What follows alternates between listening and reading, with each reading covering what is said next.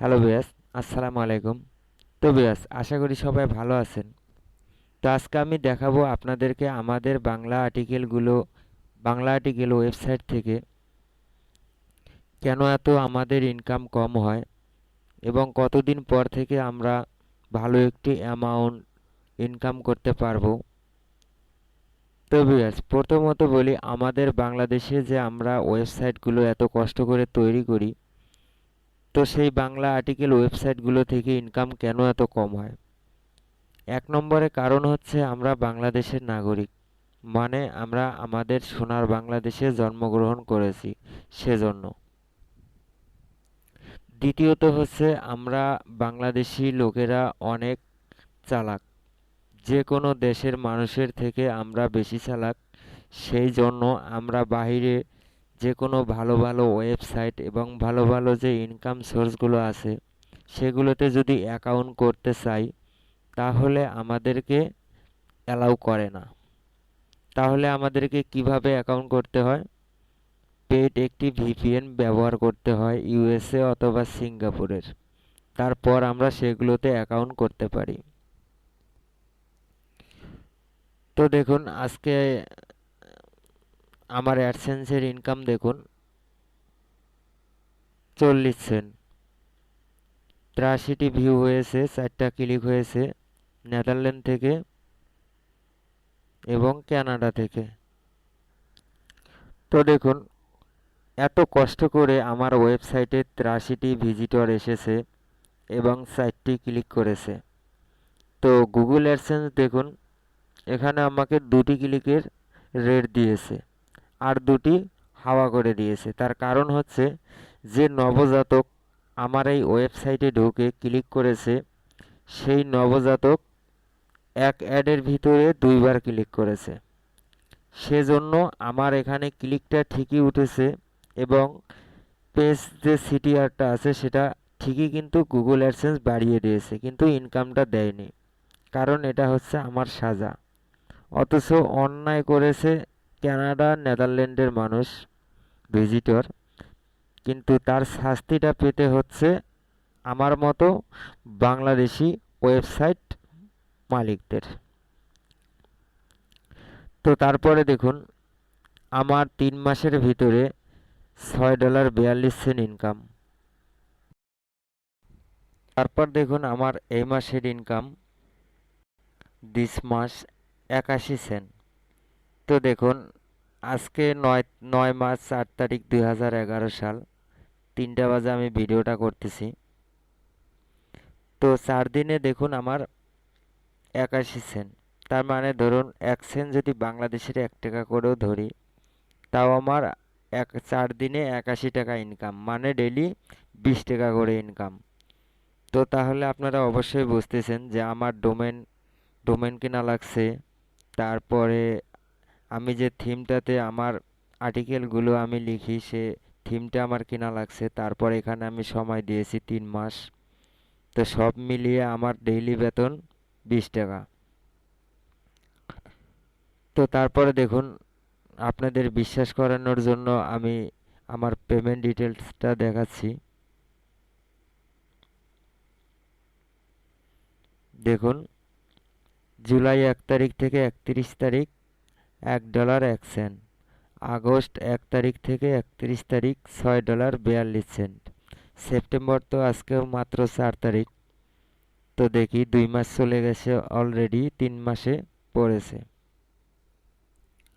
তো এখন বলি আপনাদেরকে, আপনারা আপনাদের ওয়েবসাইটের ইনকাম বাংলা আর্টিকেল লিখে কিভাবে ইনকাম বাড়াবেন। তো তার জন্য কি করতে হবে দেখুন, আমি যদি এই একটি পোস্ট ওপেন করি, তো দেখুন আমার এই ওয়েবসাইটটি পোস্ট আমি ওপেন করলাম। তো এখানে দেখুন আমার অ্যাড কতটি আছে।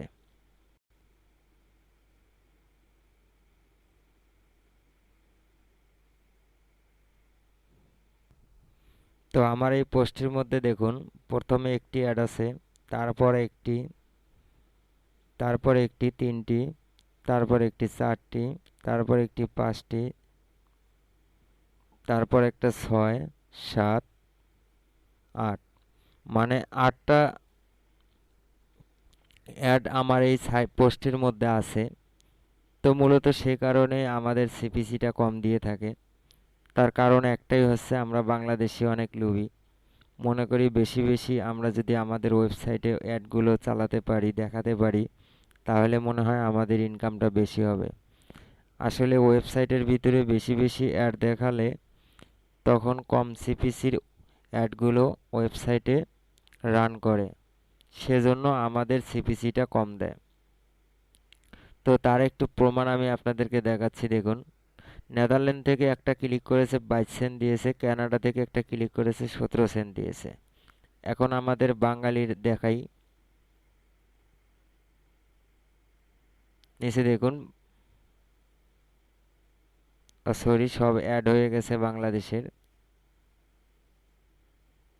তো আমি জানি বাংলাদেশ থেকে ক্লিক করলে 3 সেন্ট, 4 সেন্ট, 5 সেন্টের উপরে দেয় না। কিন্তু ইউনাইটেড স্টেট, কানাডা, অস্ট্রেলিয়া এসব থেকে যদি ক্লিক পড়ে তাহলে 18 সেন্ট, 20 সেন্ট করে আমাদেরকে সিপিসি রেটটা দিয়ে থাকে। তো এখন বলি আপনারা আপনাদের ওয়েবসাইটের ইনকামটা কিভাবে বাড়াবেন। প্রথমত আপনাদের ওয়েবসাইটে অ্যাড দিতে হবে 3 থেকে 4টা, তার বেশি অ্যাড দেওয়া যাবে না। যদি 500 লেটারের আপনি আর্টিকেল লিখে থাকেন তাহলে আপনার অ্যাড দিতে হবে 3টা থেকে 4টা। আর যদি তার বেশি দেন, অথবা 1800 ওয়ার্ডের আপনি আর্টিকেল লিখেন, তাও 4টে থেকে 5টা অ্যাড দিবেন, তার বেশি কখনো অ্যাড দিবেন না। তারপরে আপনার ইনকামের নির্ভর করে আপনার কিওয়ার্ড। আপনি যদি লো কম্পিটিশন অথবা বেশি সিপিসির কিওয়ার্ডগুলো আপনার আর্টিকেলে ব্যবহার করেন তাহলেও আপনার ইনকামটা একটু বেড়ে যাবে। তো তাও আমি আপনাদেরকে প্রমাণ সহ দেখিয়ে দিচ্ছি আমাদের বাংলা আর্টিকেলের কি মূল্য এবং ইংলিশ আর্টিকেলের কি মূল্য। তো দেখুন, আমি কিওয়ার্ড প্ল্যানারে গেলাম। যাওয়ার পরে দেখুন, আমি যদি এখানে লিখি, আমি একটু কপি করে নিয়ে আসি, কারণ লিখতে অনেক সময় যাবে যেহেতু বাংলা লেখা। তো দেখুন, আমি যদি এখানে বাংলা লিখে কিওয়ার্ড সার্চ করি, তো দেখুন কি বলে, all keyword you are remove, try defend keyword or URL. তার মানে কি আপনারা কি কেউ জানেন? আমি আবার ইংলিশ খুব পারি। তার মানে হচ্ছে গুগল বাংলাদেশকে চিনে না। তো আমি যদি এখন এখানে ইংলিশ এটা লিখে সার্চ করি, তো দেখুন, English low competition keyword 57 cent, এক ক্লিকে 6 থেকে 57 সেন্ট করে দিবে।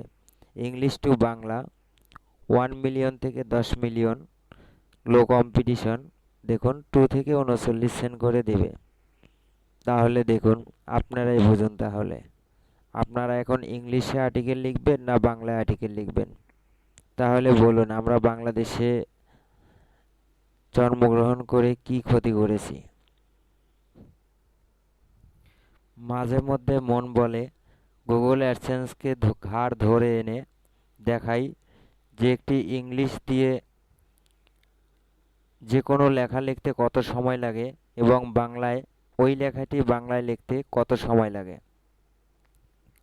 তো আপনারা লেখে ওয়েবসাইট তৈরি করেন, সমস্যা নাই।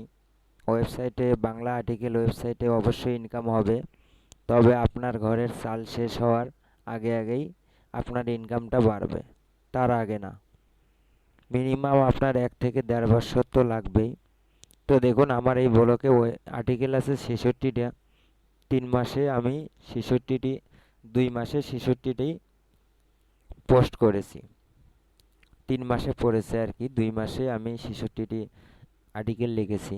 তো যাই হোক, আপনারা বাংলা আর্টিকেল নিয়ে কাজ করেন, ইনকাম অবশ্যই একদিন হবে, আজকে না হলেও 2 বছর পরে হবে।